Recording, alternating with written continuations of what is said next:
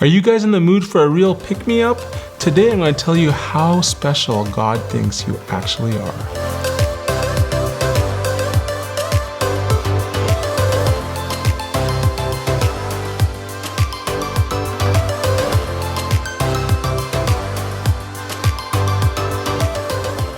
Assalamu alaikum, my friends. Welcome back to another episode of this whole series we're doing with Dr. Jeffery Lang on the purpose of life. You know, I was listening to his lecture again this morning just to kind of prepare and get my head straight on like how I want to present the material. And every time I listen to him, my heart just feels so warm with love for Dr. Lang, because I really just appreciate how much he's put his heart out there for the rest of us. And you know, maybe Dr. Lang, if you're watching this, I just wanted you to know how much I really appreciate you working this through for me, let alone for all the hundreds of thousands of people who have watched your video and so forth. And if there's anything I can do, I just want to dedicate myself to trying to expand your message to as many people as possible. So let's just talk real quick about what we have covered so far, okay? And I'm going to do this every episode is to review the previous episode. I hope I'm not moving too slowly for most of you, but I just really think that a lot of people watch this video and they kind of get a gist of it, but they don't quite actually break it down into component parts. And as I'll show you in later videos, there are about 7 different parts to this hypothesis that Dr. Jeffery Lang has about the purpose of life. So what have we learned so far? Let's just go over the basic rules again real quickly. We know that God is creating man in a positive role. He is the Khalifa. He is God's representative on earth. We also know that God is completely aware of his plan, right?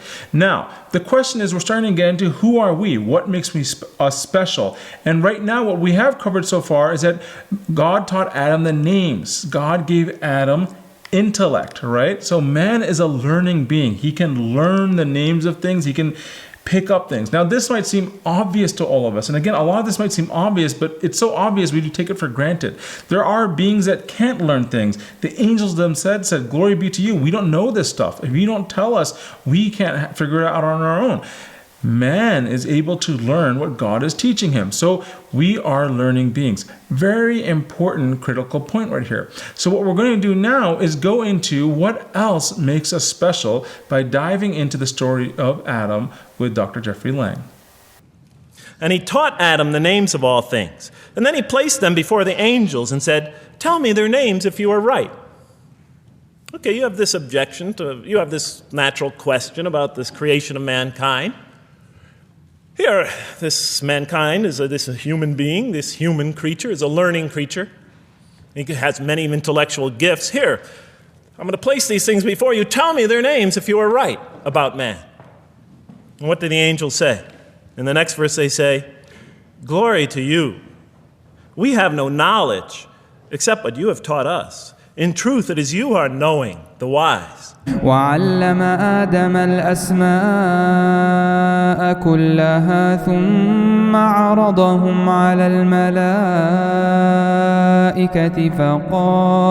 فقال أنبئوني بأسماء هؤلاء إن كنتم صادقين قالوا سبحانك لا علم لنا إلا ما علمتنا إنك أنت العليم الحكيم. Glory to you. We have no knowledge except what you have taught us. In truth, it is you who are knowing, the wise. They say this task, this intellectual test that's put before them is beyond their grasp. Notice what they emphasize. We have no knowledge. This would take knowledge. This would take an intellect that they don't possess.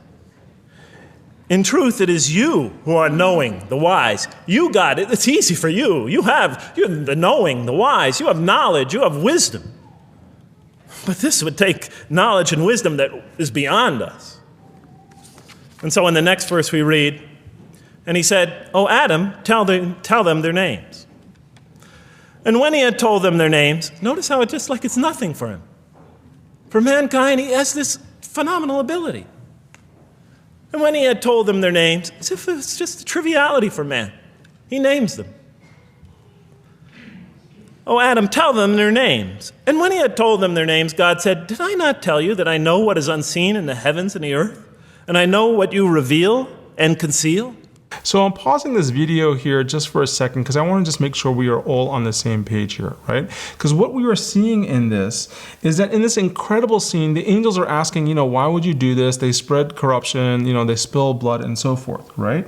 And God is saying, I know what I'm doing. He doesn't get upset at the angels. He just says, just watch, wait for it. I like to say that, wait for it. Just wait. And so in many ways, God is like, just watch, just you will learn. So he doesn't rebuke the angels. He just shows them exactly what they're unaware of. So instead of giving them this answer, we see this beautiful scene where, God tells the angels, can you tell me the names? And the angels are like, we don't know. And this beautiful, they say it so beautifully, we only know what you have taught us. We're not aware of that. And then Adam just tells them the names, and I love the way Dr. Lang describes it. Adam just tells them the names. And then what happens after that is it's just such a great scene. God says to the angels, see, didn't I tell you I know exactly what I'm doing? So again, you're seeing this emphasis in the Qur'an that God is omniscient, all-knowing, all-powerful, and there is nothing that is not going according to plan. Everything. Up till this moment that I'm recording this, up to what is going to happen in the future is going according to what God has already laid out for us. We have this very firm understanding in the Islamic tradition. So now God tells the angels, didn't I know what I was doing?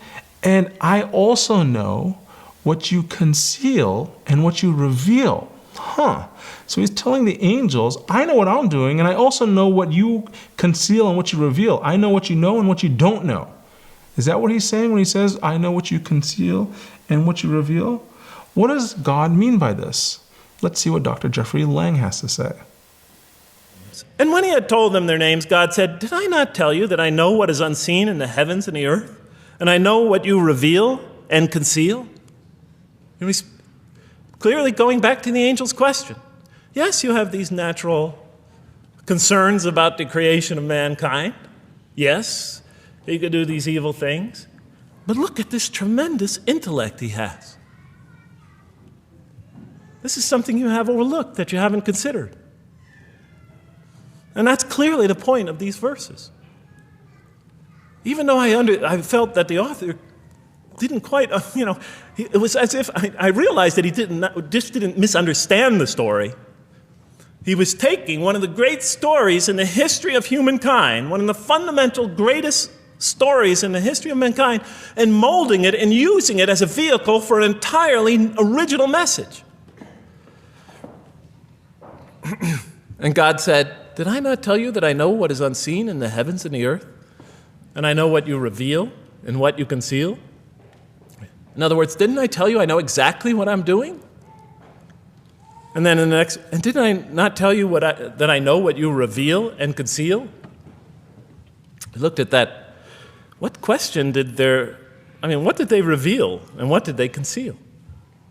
What did their question reveal and conceal?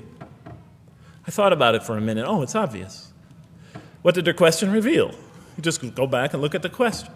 It revealed the sinful and sinister propensities of man. I mean, it's obvious, right? Why are you all looking at me like that? You're starting to scare me. You're all looking very serious. Am I losing you? Wow. Okay. So, they revealed the sinister and evil propensities of man. But what did their question conceal? And all you have to do is think about it for a minute. Human beings, yes, they could do evil.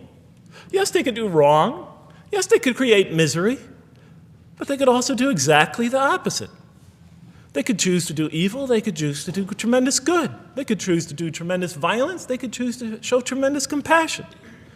They could choose to live by falsehood. They could choose to live by the greatest truths. They could be terribly ugly. They could be terribly beautiful. And up until that point in my life, I, like the angels, that only saw one side of the coin. For the first time when I read that verse, believe it or not, it was an eye-opener for me. I had always been obsessed with the evil potentials of human beings. When I read that verse, I realized that and I had a great example right in front of me with my own mom, I realized that I had been blinded by only one side of human nature. So we're only 3 verses into the story of Adam. Only 3 verses. Can you believe that? I know this is taking a while to get through because it's so full of meaning, right? 3 verses in, and we can take away so many things so far. But primarily, God has very high regard for his creation in Adam. And such high regard, he's putting it on display for the angels to see, who we tend to have such high regard. Oh, the angels, to be angelic. It's like the highest version of us. And yet God is putting Adam on display for the angels to marvel at. So this is really important. What's also important is that the angels themselves, as Dr. Jeffery Lang is saying, is what they reveal and what they conceal. Yes, we are capable of such incredible badness, right? We are capable of destroying the earth, destroying the world. But like Dr. Jeffery Lang himself is saying, he himself was blinded by his father's example, so much so that he's forgetting about his mother's example. And that we have the capacity for such incredible greatness, incredible mercy, and generosity. You know, it's interesting. When you look at the history of religion, for example, it's very easy to show how religion has been bad in the world. Oh, these wars that were fought in the name of religion and genocides and this. Absolutely the case. But if you look at all the greatness in human history, much of it has come from religious ideology also. How many hospitals do you know that are created for the sake of taking care of people who can't take care of themselves by people who don't believe in God? I mean, just think about it, right? So a lot of the amazing nonprofits and stuff, a lot of the Catholic charities and the Muslim charities and so forth, they are born out of a desire to help people because of a belief in God also. And we can't throw that all out and just look at just the worst examples of mankind. So in many ways, I think this is what Dr. Lang is saying here, is that we have the capacity for incredible evil, yes, but we have the capacity for incredible greatness also. And that's something that we have to remember, because in this day and age, it's so easy to just focus on the negatives because we are inundated by just bad stories. We don't hear all the good stories. We don't hear about the neighbor who just helped the other neighbor out because their wife was having chemotherapy. We don't hear that story because those are private affairs that are happening between human beings. But that's also happening. And I'm a firm believer that the good people in the world overwhelm the amount of bad people. Just the bad people get all the press. And so we have to be very mindful of the fact that there is incredible goodness in us. And most of us want to live, I believe, with goodness in the world for ourselves, for our families, and for each other.